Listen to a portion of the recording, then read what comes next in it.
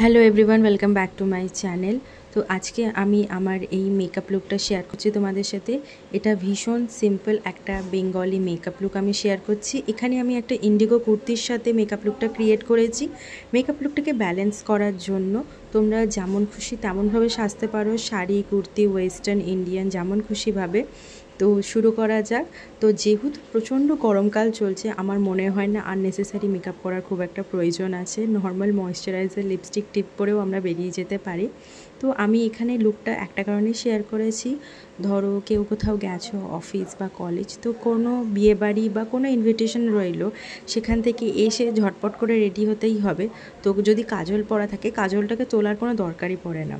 আমরা এর উপরেই একটা সুন্দর স্মোকি মেকআপ লুক ক্রিয়েট করতে পারি। তোমরা চাইলে ব্ল্যাকে করতে পারো, আমি এখানে ব্রাউন স্মোকি করেছি।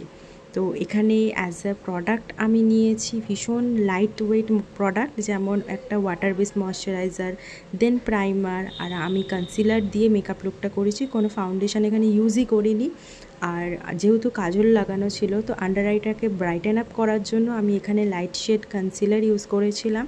আর বারবার আমি মেকআপ ফিক্সারটাকে ইউজ করেছিলাম, কারণ মেকআপ ফিক্সার না দিলে মেকআপটা বসবে না এবং ঘামেতে মেকআপটা গলে যাওয়ার সম্ভাবনা থাকে। আর অবশ্যই আমি পাউডার করেছিলাম।